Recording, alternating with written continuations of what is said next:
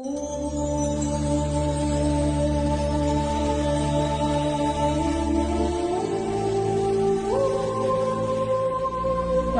అండి.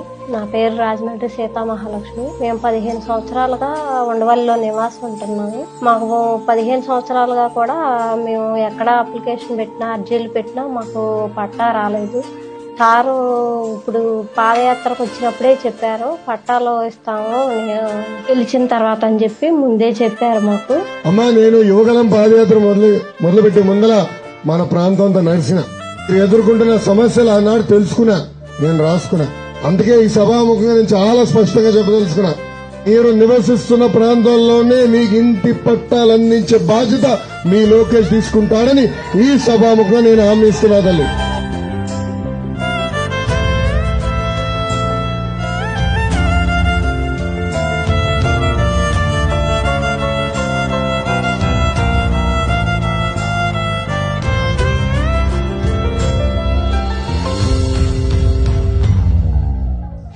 అన్నమాట ప్రకారమే ఈరోజు మొదటగా మాకే పట్టా ఇచ్చి, పట్టా ఇవ్వటమే కాకుండా రిజిస్ట్రేషన్ కూడా చేసి నేరుగా సారే వచ్చి మాకు ఇవ్వటం చాలా సంతోషంగా ఉందండి. మా కుటుంబం తరఫున సంతోషం వ్యక్తం చేస్తాం. నేను సీతామహాలక్ష్మి గారు వాళ్ళ అబ్బాయినండి. మేము 15 సంవత్సరాల నుంచి ఇక్కడ నివాసం ఉంటున్నాము. అవన్నీ కొండపారమ్మకండి. మేము అసలు పట్టా వస్తుందని కూడా మేము కల్లో ఊహించలేదు. అసలు నారా లోకేష్ గారు మా ఇంటికి వచ్చి పట్టా ఇవ్వటం అనేది ఆనందం వ్యక్తం చేస్తున్నామండి.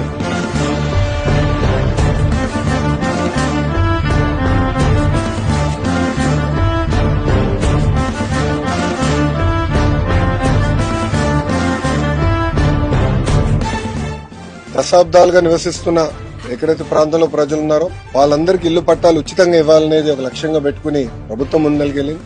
ఇది 2024 ఎన్నికల్లో నేను ప్రజలకు ఇచ్చిన హామీ.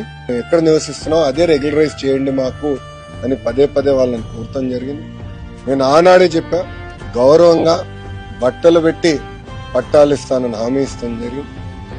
కూటమి ప్రభుత్వం ఏర్పడిన మొదటి 10 నెలల్లో మంగళగిరి నియోజకవర్గంలో సుమారుగా 3000 పట్టాలు మొదటి విడతలో అందజేస్తాం జరుగుతుంది.